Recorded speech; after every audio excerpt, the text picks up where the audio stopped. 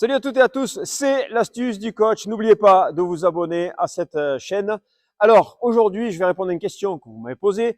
Lorsque je réalise ma bandeja, est-ce qu'il vaut mieux que je saute ou est-ce qu'il vaut mieux que je reste avec mes appuis au sol? Je vous démontre tout ceci aujourd'hui dans cette vidéo.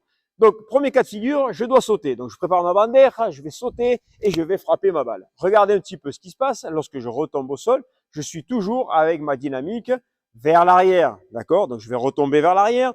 Et ensuite, je vais devoir pousser pour revenir vers l'avant. Ce qui veut dire que je vais avoir moins de temps pour pouvoir reprendre mon filet correctement. On est d'accord?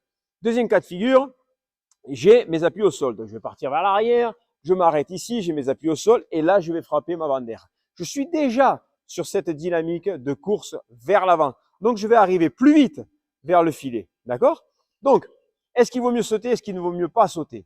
Tout dépend du cas. Et ce qu'il y a, c'est qu'on va devoir adapter notre coup par rapport au saut ou non. Donc, si je dois sauter, je sais très bien que je vais avoir du mal à reprendre le filet. Donc, si je frappe fort, eh bien, je vais certainement me faire avoir derrière. Donc, l'idée serait de ralentir ma bandeja ou de changer la zone de jeu. Par exemple, le coup croisé à la grille ou au centre lent. D'accord? C'est une option de jeu. Donc, je vais jouer lentement ici, puisque je sais que derrière, eh bien, je vais, en jouant lentement, avoir un peu plus de temps pour reprendre ma position au filet. Par contre, lorsque je vais être avec mes appuis au sol, ici, eh bien, je peux me permettre d'accélérer parce que je suis tout de suite sur cette dynamique vers l'avant et je serai prêt au filet au moment où les adversaires vont frapper leur balle.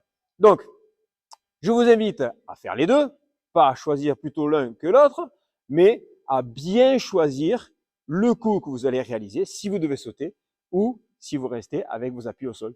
Allez, ça n'est tout pour aujourd'hui. C'était pour vous l'astuce du jour du coach.